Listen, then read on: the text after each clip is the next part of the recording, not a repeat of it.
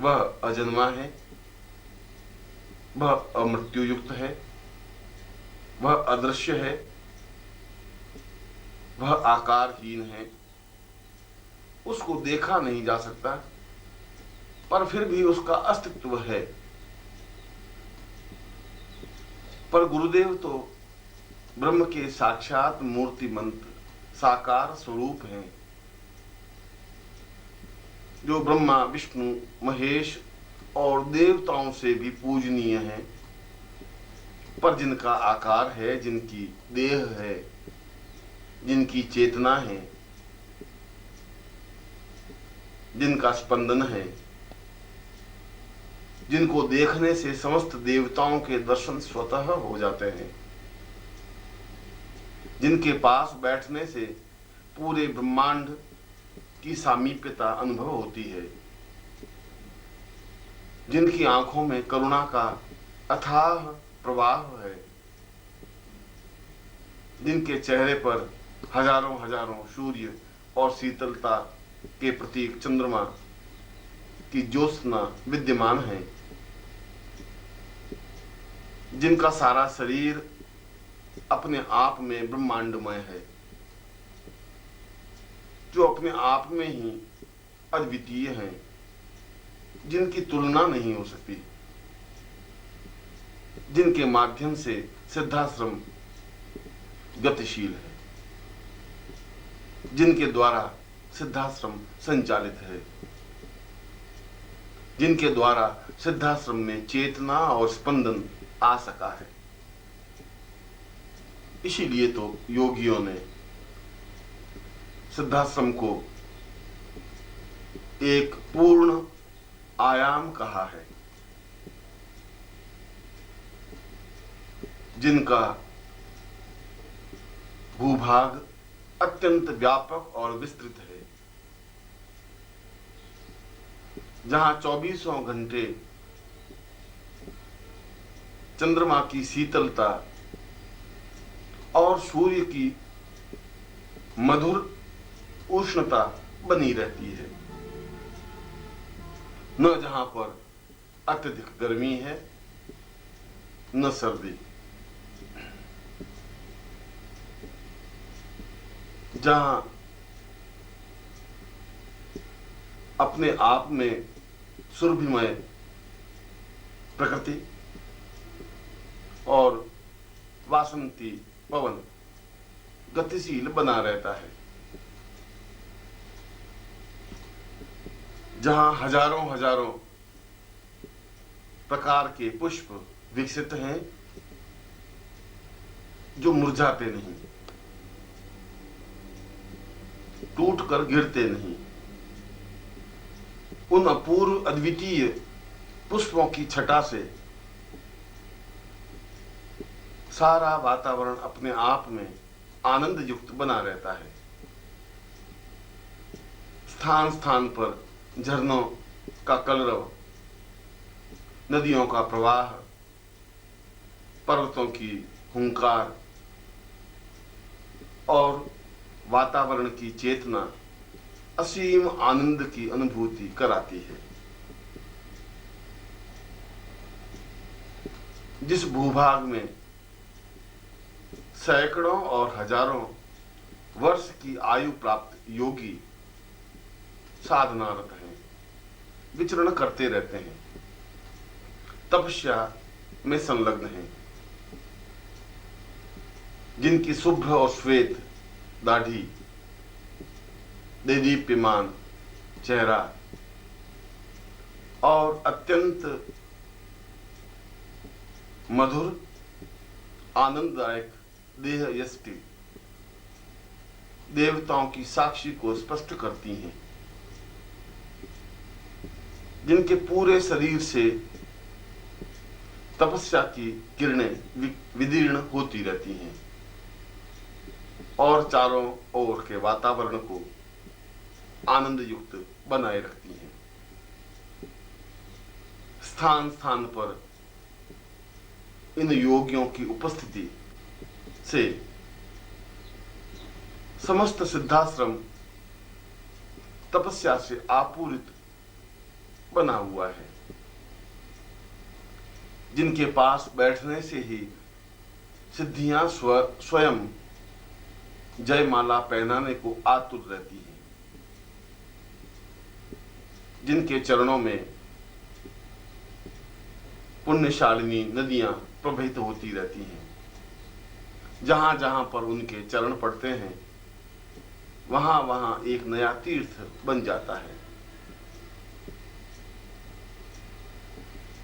जहां उनकी उपस्थिति होती है, आसपास का वातावरण अपने आप में मधुर और तपस्यामय बन जाता है।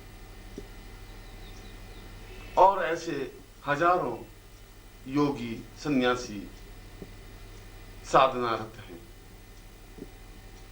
जिनको देखा जा सकता है, जिनको स्पर्श किया जा सकता है, जिनके चरणों में बैठा जा सकता है, जिनके प्रवचन सुने जा सकते हैं, जिनसे साधनाएं सीखी जा सकती हैं और जिनकी उपस्थिति से जीवन को पवित्र और दिव्य बनाया जा सकता है।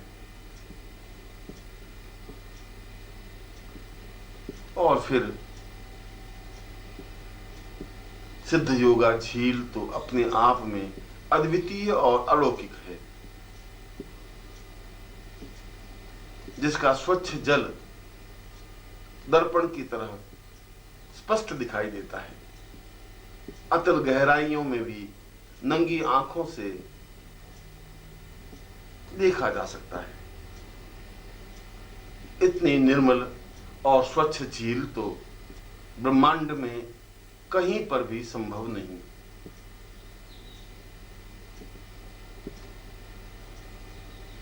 विस्तार से फैली हुई इस झील का पानी निरंतर प्रवहमान है, गतिशील है।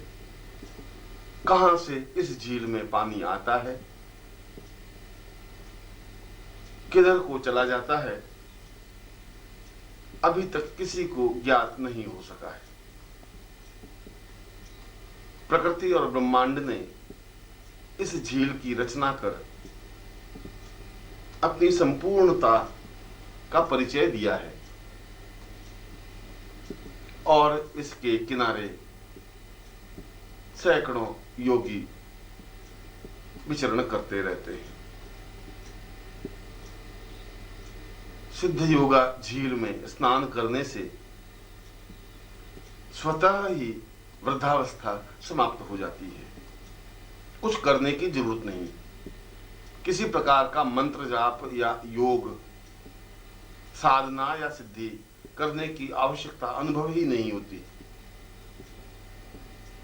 क्योंकि झील के इस पानी में ही कुछ ऐसी विशेषता है जो संसार में अन्यत्र संभव ही नहीं है। चाहे साधक जो मृत्युलोक से गया हुआ हो, वृद्ध हो, दुर्बल हो, जर्जर हो, रोग ग्रसित हो, अशक्त हो, मगर एक बार यदि वह सिद्ध योगा झील में डुबकी लगा लेता है तो बाहर निकलने पर उसका सारा शरीर रोग रहित, सुगठित और सुंदर बन जाता है, आकर्षक और अनुपम बन जाता है। वृद्धता समाप्त हो जाती है, चेहरा सुंदर और प्रभावपूर्ण बन जाता है, सारा शरीर अपने आप में दिव्य और चैतन्य युक्त बन जाता है। ऐसा लगता है कि जैसे पूरे शरीर का कायाकल्प हो गया हो। वृद्धावस्था तो व्याप्त हो ही नहीं सकती, रोग ऐसे व्यक्ति को स्पर्श कर ही नहीं सकते, वह अपने आप में ही पवित्र और दिव्य बन जाता है। ऐसी ही सिद्ध योगा झील अपने आप में ही वरदानमयी है, प्राण चेतनामयी है, जिसके किनारे स्फटिक की नौकाएं पड़ी हुई हैं और कोई भी साधिका या साधक, योगी या सन्यासी इन स्फटिक नौकाओं के माध्यम से सिद्ध योगा झील में विचरण कर सकते हैं, आनंद ले सकते हैं, प्रकृति की श्रेष्ठता का अवलोकन कर सकते हैं। और फिर साधक ही नहीं, योगी और सन्यासी ही नहीं, साधिकाएं और अप्सराएं भी इस सिद्ध योगा झील और सिद्धाश्रम में यत्र तत्र विचरण करती ही रहती हैं। शास्त्रों में जिन अप्सराओं का वर्णन हम पढ़ते हैं या अनुभव करते हैं, चाहे वह रंभा हो, मेनका हो, उर्वशी हो, तिलोत्तमा हो, नाभि दर्शना हो और पुण्यदाया हो, वे सभी इस सिद्ध योगा झील के किनारे दृष्टिगोचर हो जाती हैं।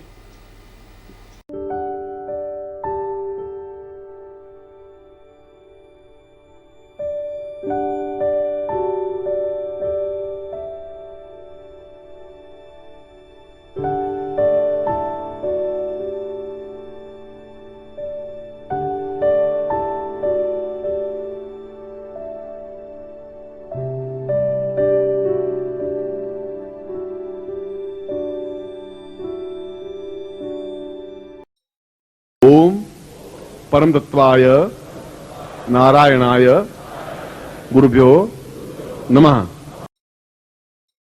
ओम ह्रीं मम प्राण देह रोम प्रतिरोम चैतन्य जाग्रय ह्रीं ओम नमः।